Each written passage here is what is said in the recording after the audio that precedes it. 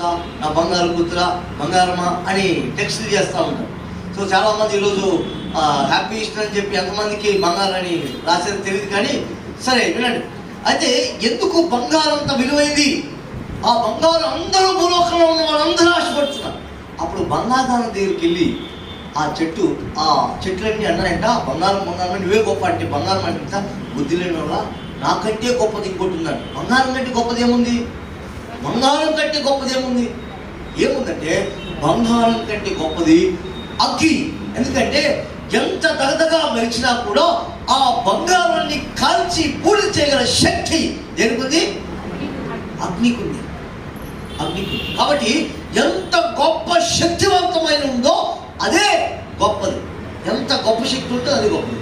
అప్పుడు అందరూ వెళ్ళారంట, అయ్యా నువ్వు బంగారం అంటే గొప్పది కదా, దేన్నైనా నువ్వు కాలి బూడిద చేస్తావు, కాబట్టి నువ్వే శక్తివంతమైంది, నువ్వే గొప్పది అని అంటే అగ్గినిందంట, అయ్యా బుద్ధి లేని వాళ్ళ నాకంటే గొప్పది ఇంకోటి ఉందంట.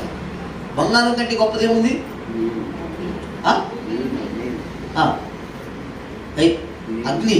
అగ్ని కంటే గొప్పది ఏముంది? నీళ్ళు. మళ్ళీ తెలియలేదు కదా మీరు, నీళ్లు దానికంటే గొప్పది. అప్పుడు అందరూ నీళ్ళు దగ్గరికి వచ్చి నువ్వే గొప్పది అని అంటే నీళ్ళు అనిందంట, బుద్ధి లేని నాకంటే గొప్పది ఇంకోటి ఉందంట. నీళ్ళ కంటే గొప్పది ఏముంది? సూర్యుడు ఆవిరి చేసేస్తాడు. అందరూ సూర్యుని దగ్గరికి వచ్చి నాకంటే గొప్పది ఇంకోటి అని అంట సూర్యుడు. అప్పుడు సూర్యుడి కంటే గొప్పది ఎవరు? సూర్యుడిని మూసే శక్తి మేఘానికి ఉంది. అప్పుడు మేఘం దగ్గరికి వెళ్ళి నువ్వే గొప్ప అని అంటే మేఘం అనిందంట, నాకంటే గొప్పది ఇంకోటి ఉందంట. మేఘం కంటే గొప్పది ఏముంది? గాలి. తారుమారు చేసేస్తాను. ఇది భలే ఉన్నారే. సరే, అయితే గాలి కంటే గొప్పది ఇంకేముంది? గాలి అనిందంటే నాకంటే గొప్పది ఉందంట. గాలి కంటే గొప్పది ఏముందో తెలుసా? దేన్నైనా లాగించగలదు, కదిలించగలదు, కానీ దాన్ని పర్వతాన్ని కదిలించలేదు. ఎంత పెద్ద గాలి వచ్చినా పర్వతం ఆపేస్తుంది. అప్పుడు పర్వతం దగ్గరికి వెళ్ళి నువ్వే గొప్ప అని అంటే పర్వతం అనేదంట, మీకు బుద్ధి లేదు, నాకంటే గొప్పది ఇంకోటున్నాడు. నీకంటే గొప్పది ఏముందయ్యా అంటే నాకంటే గొప్పది మనిషి అన్నాడు. మనిషి ఎట్లా అంటే మనిషి బుల్డోజర్ తీసుకొచ్చి నా పర్వతాన్ని లేపేస్తున్నాడు, ఇల్లు కట్టేస్తున్నాడు.